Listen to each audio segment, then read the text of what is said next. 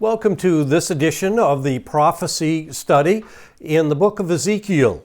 We're going to start by recapping a little bit because at the time of this recording, Russia and Ukraine are in prophecy quite a bit.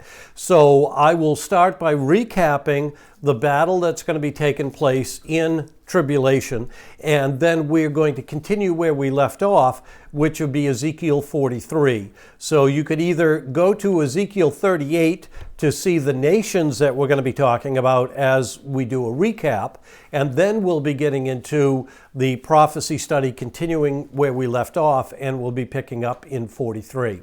What you see in front of you right now on the screen is the map of that area. Now, at the time of this recording, we've heard a lot about Russia and Ukraine. This battle is actually talked about in the book of Ezekiel. And if you look in Ezekiel 38, you will see in verse 2 that it refers to Gog and Magog. And what I want to tell you is that Gog is actually the leader of Russia. Magog is a region. You'll notice in verse 2 that it says the land of Magog. So that means it's not a country per se, it's a region. That would be similar to saying, I live in the Northeast. It doesn't specify whether I live in New York, Pennsylvania, Maine, New Hampshire. It just means that I live in the Northeast. So the land of Magog is a region, and that's the region that is directly under Russia. So Ukraine is directly under Russia. As you can see in the map, right under Russia is Ukraine. Then right under Ukraine is Turkey. Of course, the Black Sea is in there. And then immediately below that is Israel. So that's the prophecy that's found in 38. Now, if you look in Ezekiel 38 and you move, so not only do we learn about Gog, who is the leader, we also learn about Magog, which is the region that you will see below Russia, Ukraine, the Black Sea, and Turkey. Now, these are, starting in verse 5, these are the nations that are mentioned in verses 5, 6, and I think 7. So Rosh, depending on your version, it may say Meshach, which Bible scholars liken to Moscow, and some Bible versions talk about Rosh, which we know as today as Russia. I'm not going to go into the linguistics of how we get from Meshach or Rosh all the way to Russia, but I will say that the Bible scholars, from the time that Ezekiel was writing, these lands and these countries and these nations have changed many times. They've gone from this name to that name to another name, and eventually down the line to where we get to our present day map that we see before us. And so trust me when I say that Bible scholars have gone through there and they've seen that these words, either Meshach or Rosh, are present day Russia.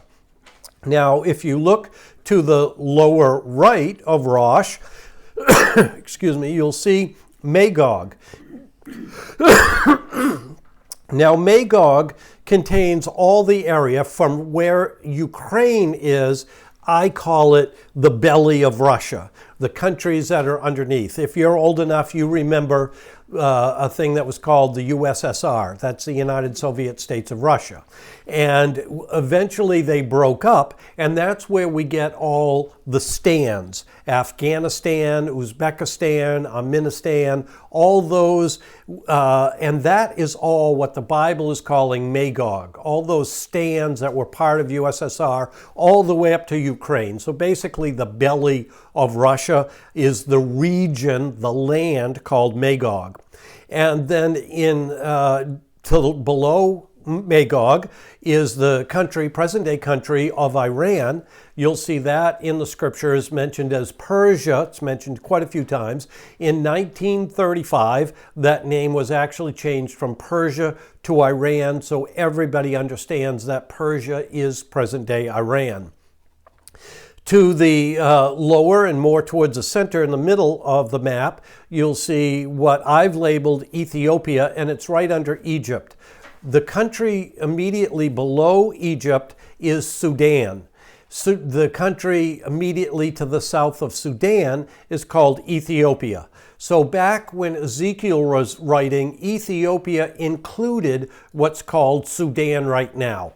So in Ezekiel's times, they put it all together and called it Ethiopia, but it could be Lower Egypt, Sudan, and Ethiopia. Next to that is the country that we know today as Libya. The Bible calls that Put in the book of Ezekiel. And then if you go back up onto the top, you will see Beth Togarmah. And Beth Togarmah is Turkey. And not only Beth Togarmah, but now the country that's mentioned in Ezekiel called Gomer is now what we call Turkey. So what you have to understand is that with the exception of Russia, all these other 6 nations are all Muslim. They all are the enemies of Israel. You can see the small country of Israel. You can see where the blue arrow is pointing. Then there's a little blue country there, a little diamond-shaped place, and that is Israel. You can see how small it is compared to the other nations. So all these other nations are going to meet up with Russia, and they are going to attack Israel. So these are primarily Muslim nations, and there are going to be 6 plus Russia, 7 nations. As you go on and read the battle in Ezekiel 38, one thing that I do want to point out, I'm not going to read all the details as this is just a recap, but one of the things that I do want to point out is that nowhere in Ezekiel 38 does it talk about the Israelites taking up arms. Nowhere do they have a weapon. In other words, God fights for Israel. And if towards the latter part of Ezekiel 38, you'll find how God does that. And it's through pestilence, earthquakes, hail, fire, all these kind of natural disasters, we might call them, are unleashed by God upon the enemies. So Israel doesn't even have to fight this war. Israel will fight for them. And at the close of Ezekiel 38, it tells us why these things happen. And basically, in my words, what it says is that people will be able to see the might and the power and the glory of God. So he is doing these things. So Israel, the armies of Israel, the people of Israel could never take credit for defeating these enemies. It'll be unabashedly God who defeated these, not any man, any army, or anything else. It goes to show that God is powerful enough. And what the lesson that would learn for today is, whose side do you want to be on? Who you think is going to be stronger, like 7 nations, or the God of the Israelites? I myself would take the God of the Jews any day over any amount of enemies.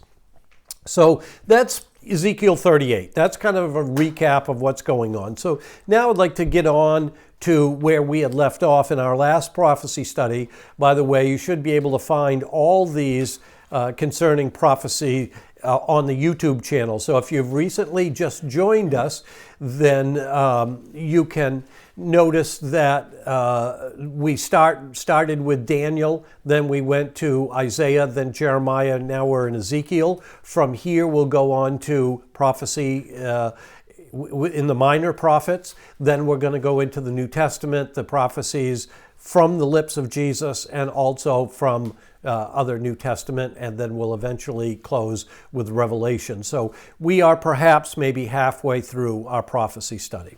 So let's continue on. We may or may not finish with Ezekiel this evening. We will see where we go. So Ezekiel 43. Let's go to Ezekiel 43. Let's look at verse 2 through 5. So I'm going to be reading to you Ezekiel 43, verses 2, 3, 4, and 5. And I saw the glory of God of Israel coming from the east. His voice was like the roar of rushing waters, and the land was radiant with his glory. Let me step back just a minute before I proceed to give you the setting for this. So God is talking to Ezekiel. We've already seen the temple. So God in chapters 40 and 41 and some of 42, what we have seen is God showing the temple, the millennial temple, to Ezekiel. And now when we pick up here in verse 2 of 43, we've already seen the dimensions and how the temple was being built. And so now we're picking up. The temple is all built, the millennial temple, and now God is showing Ezekiel what's going to come after the temple being built, starting in verse 3. The vision I saw was like the vision that I had seen when he had came to destroy the city, and like the visions that I had seen by the Kebar River, and I fell face down. Verse 4, the glory of the Lord entered the temple through the gate facing east. Then the Spirit lifted me up and brought me into the inner court, and the glory of the Lord filled the temple. The temple in the millennium is now built. Now Jesus is coming to dwell there. Let's take a look at the temples that have already come and gone. The first two have already come and gone. The first temple was Solomon's temple, and that existed between 957 and 586 BC. It was commissioned when David was the king, but David was not allowed to build a temple. The scripture says because David was a bloody man, he had gone out and he had got the peace of Israel by defeating many, many armies around Israel. And so that's why God said David was not going to be the one to actually build the temple, but what he did was he talked to the kings of Tyre and Lebanon, and he made arrangements for the timbers and the stones and everything to be cut and sent to Jerusalem to build a temple. I think it's interesting too to understand, you talk about prefab and modular homes nowadays. Believe it or not, the temple was a modular home. Who knew that it existed way back then? Because if you read the scriptures talking about that first temple, it says that not a metal tool was heard in the in the city of Jerusalem. In other words, they fashioned the stones and the timbers outside of Jerusalem, and all they did in Jerusalem is actually assemble them. So the first temple, which was very grand, was Solomon's temple, and that lasted until the Assyrians, the Babylonians destroyed it in 586 BC. The second temple was started in 515 AD, and 515 BC, the second temple. So that is the story of Zerubbabel, Nehemiah discovering that the temple had been broken down, and I won't go through the whole history, but Nehemiah went back with Zerubbabel and they started to rebuild the temple, and it was rebuilt beginning in 515 BC, but never to the glory that it was to the beginning one. As a matter of fact, it was finished while some people still were alive that remembered the original Solomon's temple, and the Bible says that they wept because it was not to the same glory as the original ones. The Romans destroyed it in 70 AD. If you remember Jesus' words that say, and destroy this temple and I will build it up in 3 days. And people were thinking that this was a second temple. It was also known as Herod's temple. Herod was not even a Jew. He was a group called the Iudemin. And so he wasn't even a Jew, but he allowed the Jews to rebuild it. So they called it Herod's temple. And that was destroyed by the Romans in 70 AD. Jesus said, I will destroy this temple and raise it up in 3 days. They thought he was talking about the temple that had taken over 40 years to build, when he was actually talking about his own body, because the Bible says that our bodies are the temple of the Holy Spirit. So we're not making any reference to the last statement that you made. These are just physical buildings that we're talking about now. These two temples, or the two that I'm going to talk about? The first two are tangible buildings. Yes. The ones you're going to talk about are Christ and... No. No. So Jim's asking about the temples that I'm going to talk about. The old ones, Solomon's temple and Herod's temple, or the second temple, were physical buildings, and so are the next ones. As a matter of fact, and Jim brings up a good point, and I do want to talk about that. I didn't talk too much about Ezekiel 40. Ezekiel 40, 41, and 42 basically goes through giving the dimensions. And it talked about the room where the sacrifices were slain, the rooms where the priests lived and stayed, and things like that. And some people want to call that, to say that that is symbolic, that it's not a real temple. But some of the clues that tell you that it's a real temple is never in any symbolism have so precise measurements made. And so that's how we know that this is a real temple. He says it is, and there are real precise measurements being made.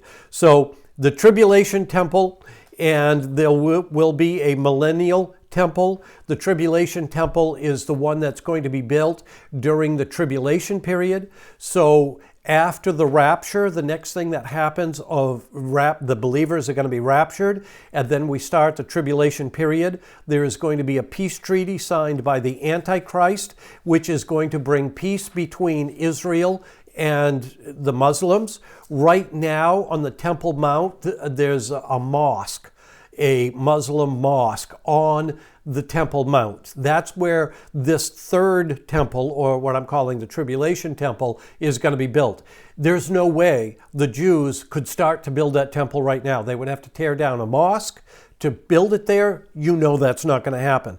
But that's how powerful the Antichrist is going to be. That is going to be such a statement that the Muslims are actually going to allow the Jews to rebuild the temple.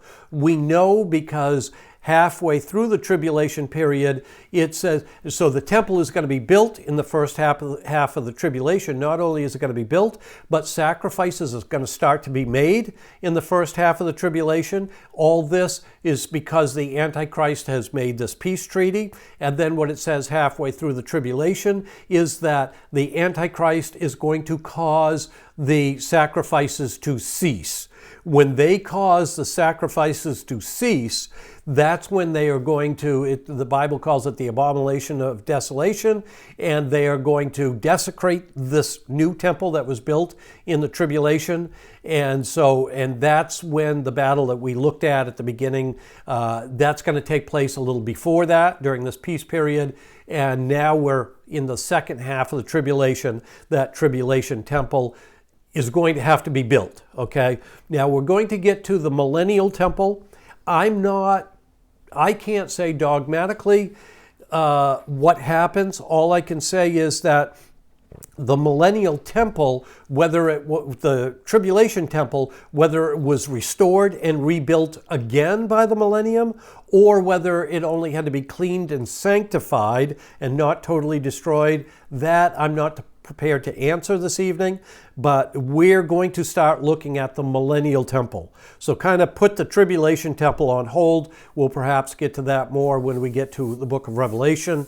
But what I want to do is I want to skip over, because at the end of the tribulation period, which is 7 years long, at the end of the tribulation period, right after the tribulation, you're going to have the Battle of Armageddon, and then after the Battle of Armageddon, you're going to immediately go into the millennium. That's where I am picking up the story in Ezekiel 43. So we are now in the millennium, and there is a temple. This is the millennial temple, either rebuilt or cleansed, I'm not sure. But now we're talking, so from these verses out, we're going to be talking about the millennial temple, which are both future, both the tribulation temple and the millennial temple from our standpoint today in 2022 is future. Ezekiel 43 verse 7. He said, so God is now speaking to Ezekiel, as Ezekiel is in the Spirit looking at this millennial temple. He said, Son of man, this is the place of my throne and the place for the soles of my feet. This is where I will live among the Israelites forever. So this temple is never, ever, ever going to be destroyed, the one we're talking about here, because he said, this is where I will live among the Israelites forever. The people of Israel will never again defile my holy name, neither they nor their kings by their prostitution and the funeral offerings for their kings at their death. Oftentimes in Scripture, prostitution is talked about spiritual prostitution. This is talking about spiritual prostitution, not physical. And so anytime Israelites, or really anybody at that, for that matter, served a false god, bowed down to false gods, that's called spiritual prostitution, because that would be taking somebody, if you looked at physical, that is not your wife, and having relations with them, that would be physical prostitution. They liken it the same thing and just as bad with spiritual prostitution. And the funeral offerings for their kings at their death. Look at Revelation 21:3. So based on what I just read, what Ezekiel was looking at, let me read this verse 7 again so I don't go too fast. And I'm not going to talk. I'm going to read this, and then I'm going to go right into the Revelation 21 so they're both fresh in your mind. He said, Son of man, this is the place for my throne and the place of the soles of my feet. This is where I will live among the Israelites forever. The people of Israel will never again defile my holy name, neither they nor their kings by their prostitution and the funeral offerings for their kings at their death. Revelation 21:3. And I heard a loud voice from the throne saying, Look, God's dwelling place is now among the people, and he will dwell with them, and they will be his people, and God himself will be with them and be their God. So John, who wrote Revelation, is basically seeing the same thing as Ezekiel saw. It's a possibility, and again, I'm not sure about this, but it's a possibility. Notice the difference between what John says and what Ezekiel says. And the big difference that I notice is that John says his dwelling place will now be among the people. Not necessarily his people, but the people. Because now God is the God of all people, Jews and Gentiles. Ezekiel was speaking to the Jews, and that's why he said God's people. And now John, who is coming after the church. There was no church in Ezekiel's day. The church is the new covenant that was established by Jesus and then at Pentecost and through the apostles. And John wrote this in somewhere around 90 A.D. So now there was a church. And so now God is going to live here among the people. And he will dwell with them. They will be his people, and God himself shall be with them and be their God. So now we're talking about the people, the church, the body of Christ. And that's why the difference between Revelation and Ezekiel. However, they're kind of looking at the same thing. And kind of a jokester half of me was wondering, did John look over and see Ezekiel, and Ezekiel go over and look and see John, because they're both seeing the same vision, And so, maybe, I don't know if they were near each other. Probably not, because it doesn't mention anything like that. But they were both seeing the same vision that God was showing them. What I think is interesting is I'm reading where Moses is in the desert, and the glory of God is with them with a cloud at night, and as time moves on, there's less and less and less of that cloud till it just is no longer, meaning that God has left them. And here, he's back, and he's just as bold as the first time that he was with them in the desert from the get-go. It's just, to me anyway, reading what I just read, seeing how it's disappearing, but now it's coming back to his people is really neat.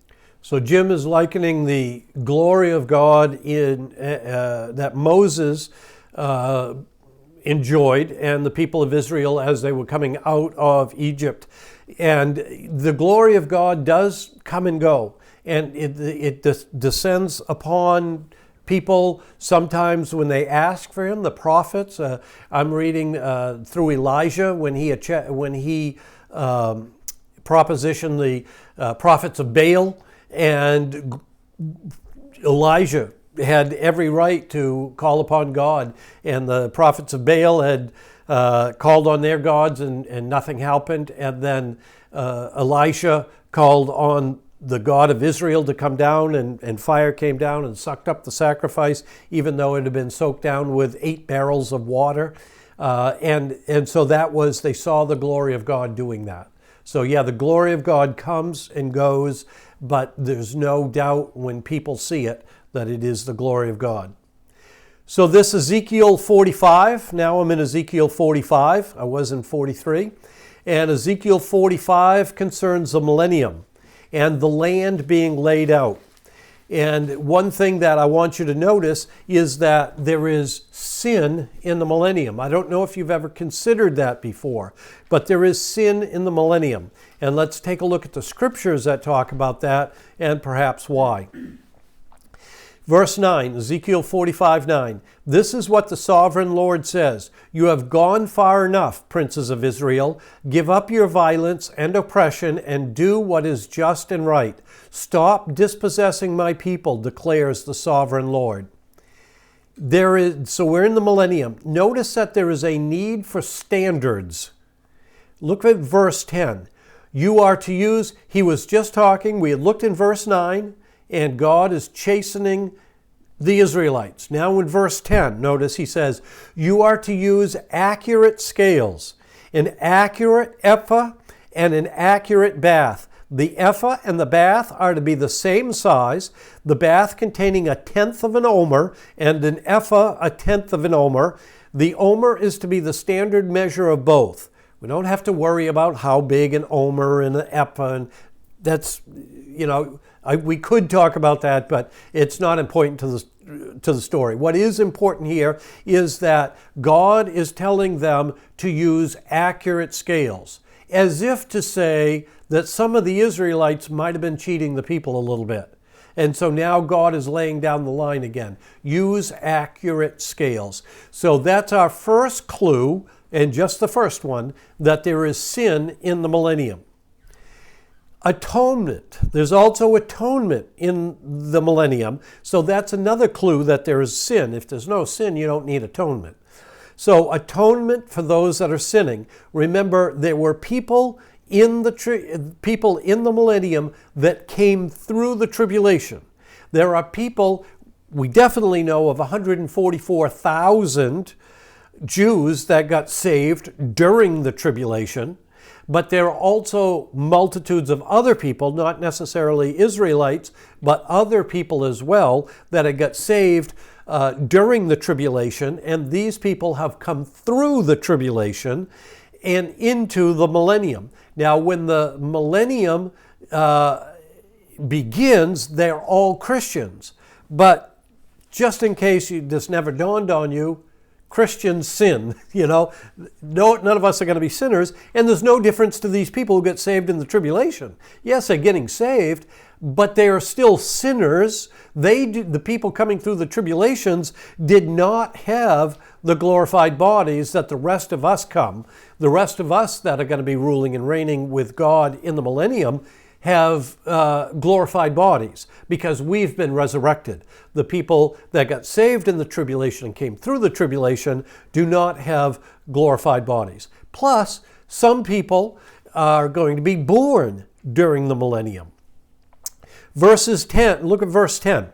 It will be the duty of the prince to provide the burnt offerings, grain offerings, and drink offerings at the festivals, the new moons and the Sabbaths, and all the appointed festivals of Israel. He will provide the sin offerings, grain offerings, burnt offerings, and fellowship offerings to make atonement for the Israelites. So there's that atonement. He's offering a sin offering. So there was obviously sin. This is obviously in the millennium, based that we just went through the whole temple thing about the millennium. And so there are some of these offerings to make atonement for the Israelites. These people did not have glorified bodies. There are no festivals of weeks, trumpets, or atonement. There is atonement, but no festival of atonement, because those things have been fulfilled. Those festivals were held before the atonement of Jesus Christ. So those festivals were before, then Jesus fulfilled it. And so now that's why these festivals are not going to be. Whereas some of the other festivals and sacrifices are going to be more for a symbol of remembrance, similar to communion now. At communion, we, and I should clarify this, we Protestants do not believe that the communion is the actual body and blood of Christ. It is the symbol. He said, as often as you do this, break this bread, remember that my body was broken for you, and as often as you drink the cup, remember the blood that was shed for you for the atonement of sin. So he said, as often as you do this, remember. So that today the communion is a remembrance. It's not a... Protestants do not have masses, which is a sacrifice, but they have services, which has communion, which is a remembrance ceremony. So there are some of these in the millennium, depending on which ones they are. They're either atonement for the people that had sinned that were born or came through the tribulation. The John MacArthur Bible Study says that the millennial sacrifices are richer. I'm not going to go into all the scriptures, but when the sacrifices, the ones that are held, like the grain offerings and the sin offerings, when those sacrifices are held in the millennium, if back in Ezekiel's day, back in the Old Testament days, if it said to sacrifice 6 bullocks, now in the millennium, it's saying offer 8 bullocks. If it said to offer 1 basket of grain, now it's saying offer 2 baskets of grain. And those are just round figures. But if you look at them, the 2 sacrifices, you will see that they're much richer. It's John MacArthur's understanding, and it sounds perfectly reasonable to me, that one of the reasons that that God can demand the bigger sacrifices now is you have to remember that God healed the land. The land is much more lush now. There are going to be able to be more cattle, more grain, more things growing, so the offerings can be better than they were back in those days when the land was not as well watered. This prince is not Jesus. So if we looked back there, and it says in verse 10, it will be the duty of the prince to provide blah, blah, blah, blah, blah. Okay, this prince is probably somebody from the Levitical tribe of Levi. It is not Jesus Christ. And how do we know that? Because verse 22 says, on that day the prince is to provide a bull as a sin offering for himself and for all the people of the land. So it can't be Christ, because Christ would not be offering a sin offering for himself. He might for people, but he would not for himself, because he never sinned.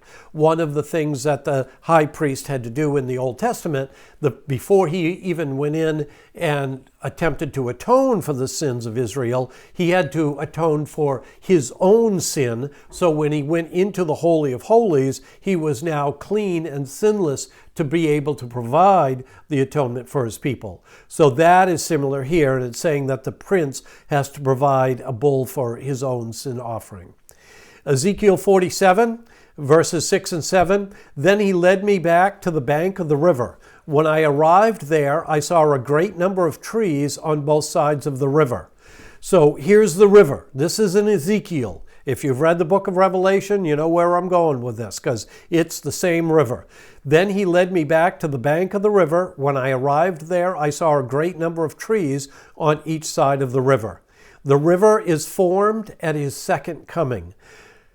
Zechariah 14:4 says, this is the second coming of Christ. This is the battle after the battle of Armageddon. This is when Christ is coming. And again, just like the previous battle in Ezekiel 38, the Israelites are not fighting. God is coming back. He's coming back with us, but we are not fighting. He is the only one. It says he's got a white robe, and it says at the bottom of his robe is stained with blood. So Zechariah 14:4 tells us where this river of water is coming from. Zechariah 14:4, on that day, Anytime you see that day, on that day, it's talking about the last days. It's always future for us. On that day, his feet will stand on the Mount of Olives east of Jerusalem, and the Mount of Olives will be split in two from east to west, forming a great valley, with half of the mountain moving north and half moving south. So now we're talking about the river of water coming out of Jerusalem. Now let's see where we find that in Revelation 21, verses 1 and 2. Then the angel showed me, now the angel is showing John, the same thing that God showed Ezekiel. Then the angel showed me the river of the water of life, as clear as crystal, flowing from the throne of the God of the Lamb.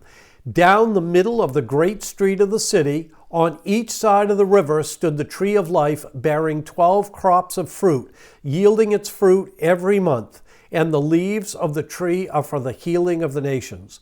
So when Jesus comes back and he sets his feet on the Mount of Olives, the Mount of Olives is going to split the city of Jerusalem. Half will go to the north, half will go to the south, which is going to leave that valley, which will run east and west. If you look at the map, you will see the two blue lines with a red dot in the middle. That's Jerusalem.